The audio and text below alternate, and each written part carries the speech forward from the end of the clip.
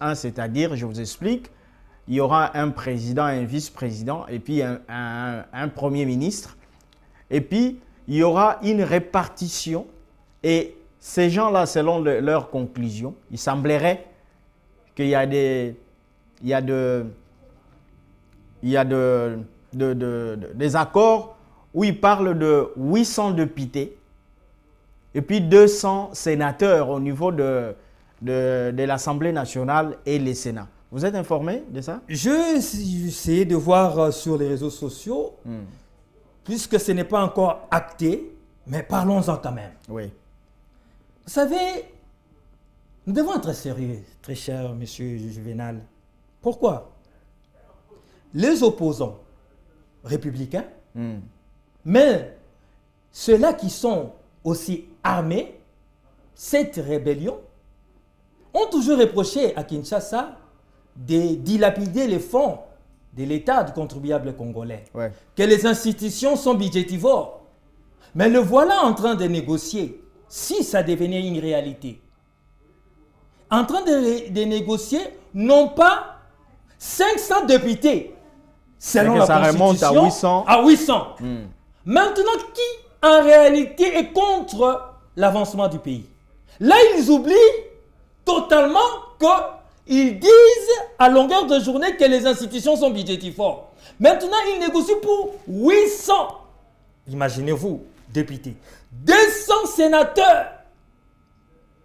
Un gouvernement, comment on dit ça? Budgétivore. Voilà.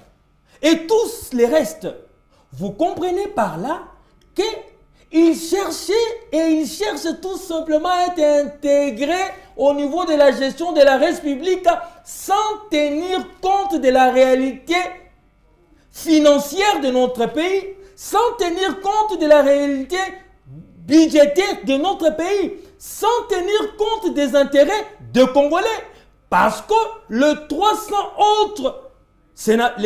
autres plutôt députés qui viendront de l'autre côté, les 100 autres sénateurs qui viendront de l'autre côté, eh bien, ils devront être payés. Et les moyens du contribuable congolais vont être encore délapidés. C'est là pour dire aux Congolais que tout ce monde ne travaille pas pour l'intérêt de la République. Ils travaillent pour eux-mêmes. Voilà pourquoi au début de mon propos, je posais cette question. Qu'est-ce qu'ils réclament de substantiel pour l'intérêt du peuple congolais? Puisque en négociant, en venant aux négociations ou pour parler avec de telles réclamations, ça démontre tout simplement que ce sont en réalité eux les vrais jouisseurs.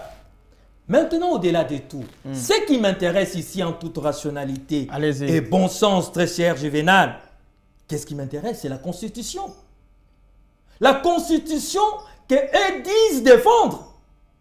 Mais est-ce que la Constitution de notre pays parle de tout ce que eux veulent amener dans les institutions? Mais vous êtes dans le processus d'échanger même la Constitution aussi, non? Attention, attention. Peut-être que ça va s'ajouter. D'où si nous sommes dans le processus de changer la Constitution ou bien de modifier la Constitution, ça c'est légal.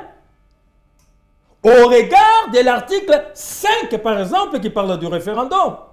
S'il faut parler de la modification, c'est encore légal et légitime même pour un pouvoir. Parce que la Constitution ne refute pas sa modification. Donc, le gouvernement, la majorité reste dans la légalité, dans la légitimité, dans les prescrits de la Constitution.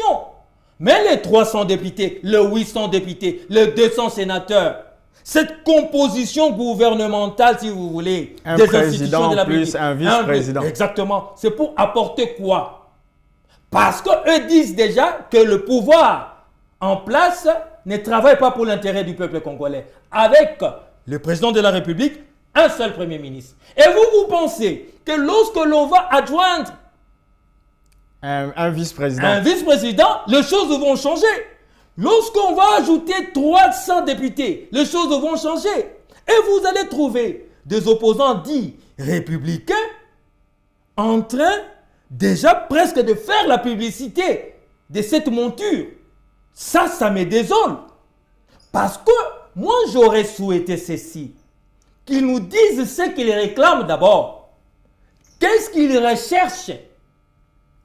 Qu'est-ce qu'il y a de si important, de si capital, qui les a amenés à prêter le flanc à Kagame et les sanguinaires? Mais c'est la malgestion de votre pouvoir. C'est ce que les Nanga et consorts réclament. À supposer que c'était vrai. Vous ne gérez pas bien le pays. À supposer que c'était vrai, cher Juvenal.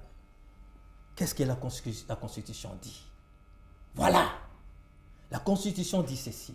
Si un pouvoir ne gère pas le pays, eh bien, comme ce pouvoir a été octroyé par le peuple congolais, on revient après 5 ans pour poser la question au peuple congolais et de se choisir ses candidats. Voilà ce que dit la Constitution. La Constitution interdit par contre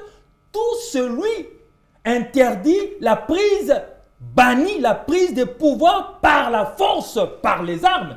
Ce sont les Congolais qui sont morts, qui meurent tous les jours. Donc, vous ne pouvez pas, très cher Juvenal, trouver des alibis à ceux-là qui tuent des Congolais. Mais c'est vrai que ce qui est important ici, c'est qu'il tourne tout le jour autour de la tête du président de la République. D'ailleurs, il a répété dernièrement au niveau de l'Égypte, où il dit « Je n'ai pas été élu pour faire la guerre, pour être président de la guerre. J'ai été élu pour la paix, parce que la population trouve son essor, trouve son bénéfice dans la paix. Il n'y a aucune population à travers le monde qui trouve les